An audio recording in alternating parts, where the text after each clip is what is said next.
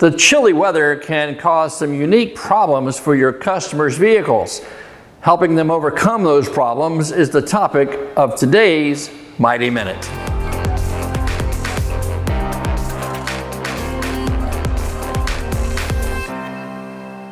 When the temperature starts to dip, there are two critical inspection areas that you need to make sure you check whenever your customer brings their vehicle in for service. The first is a thorough inspection of the cooling system, including checking the condition of the coolant. You can test the coolant using the test strips that are supplied in the Mighty VS7 Vital Fluids Inspection Kit. Pay special attention to the pH level and the dilution rate. Be sure that the coolant is protected against freezing. Check the cooling system for obvious signs of leakage and do a thorough inspection of the cooling system hoses. Keep in mind that many of today's automobiles use multiple flow paths in their cooling system, even multiple thermostats, so make sure you perform a thorough inspection. And while there are many factors that impact the wear of the cooling system hoses, the most common cause of premature failure today is ECD, or electrochemical degradation.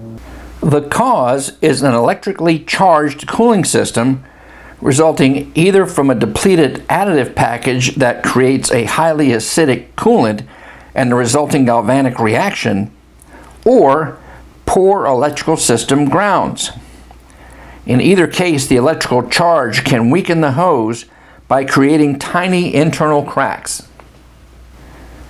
You can inspect for ECD damage by using your thumb and finger and squeezing the hose near the connectors.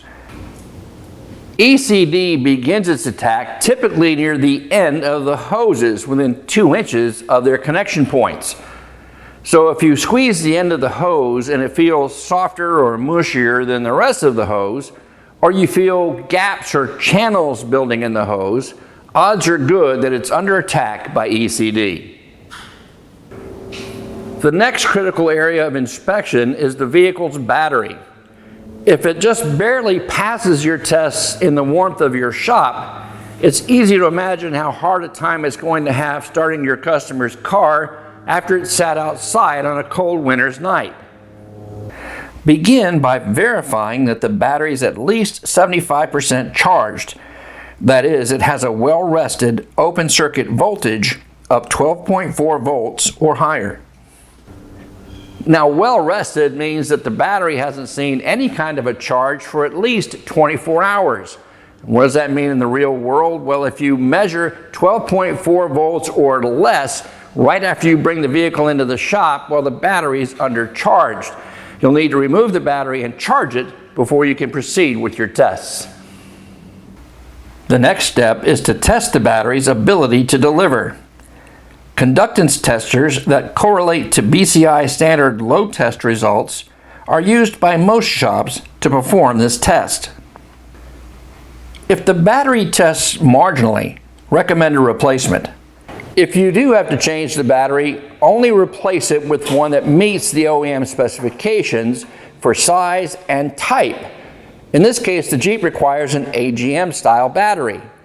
And if necessary, don't forget to register the battery with the ECM, letting it know that you changed the battery to avoid any damage to the new battery or to the vehicle's charging system.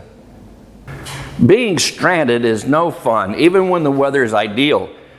But by taking the time to perform a thorough vehicle inspection with a focus on the two critical areas that I've shown you today, you can help ensure that it doesn't happen to your customer. Thanks for watching.